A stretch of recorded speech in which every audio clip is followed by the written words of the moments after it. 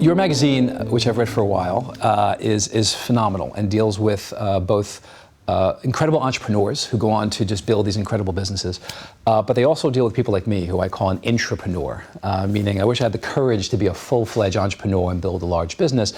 What I focus on is working with the best companies and the best people in the world, and within that structure, helping get things done. And so when I hear you say the human capital is not able to be quarantined, what it means to me is the best companies and the best people will always rise above any sort of challenge or conflict. And so what we've seen over the last year is a tremendous flight to quality. And some businesses who've done an extraordinary job struggled, but they survived.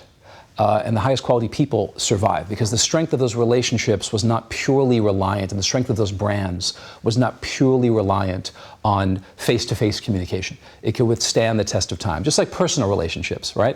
When this conflict started, so when COVID started, there's a wonderful professor called Scott Galloway who writes out of New York, out of NYU University, and he said something extraordinary. He said that if you think about when your closest relationships have been formed, it was during periods of intensity. College, university, your first job, right? That's when you form really close business and personal relationships. This is what we've just gone through. Right? Most of us, when you're in your 30s and 40s and 50s, you don't have those intense experiences anymore. COVID was one of those times. And so the better companies, the better entrepreneurs, the better intrapreneurs, the better human capital, they worked on those relationships during COVID, and they thrived.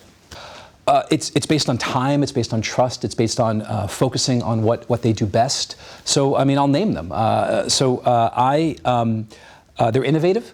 Look, I'm here, I'm being interviewed, and I'm accepting this award at this conference because I was fortunate enough many years ago to work with phenomenal companies in the US, and under the vision of incredible leadership of His Highness here in Dubai.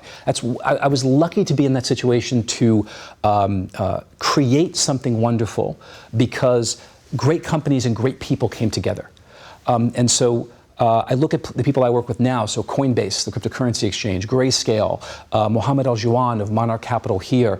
These are people who have invested time and effort and energy into building extraordinary brands, who have put themselves in the position to do great things. I want to try to keep, I don't want to say the best of COVID, because COVID was horrific, and it was horrific on a human scale, an economic scale. But we all learned things about ourselves, professionally and personally, over this last year. I learned how important my family is to me in a very tactile way, meaning they were always very important to me. I have two young daughters and a wife who I love. They were always very important to me, but like most, I spent a lot of time away from them.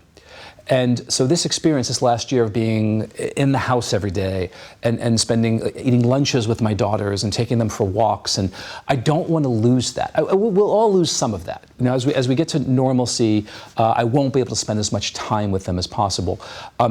I focused on what Scott Galloway said and invested time in the relationships, business and personal, that I wanted to maintain during COVID.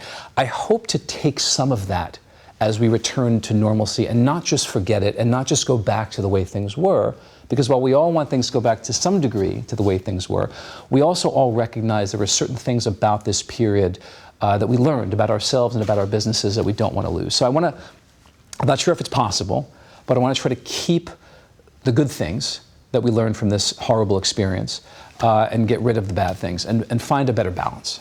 Go with quality. And that doesn't just mean the biggest companies, doesn't just mean the wealthiest companies. It means companies that have integrity, have ethics, and work and take time to build that trust in those partnerships. And even though the people you work with might not be in the trendiest sector, they might not be in the sexiest sector of the moment, invest in those relationships and stick with them, because over time, that trust is everything.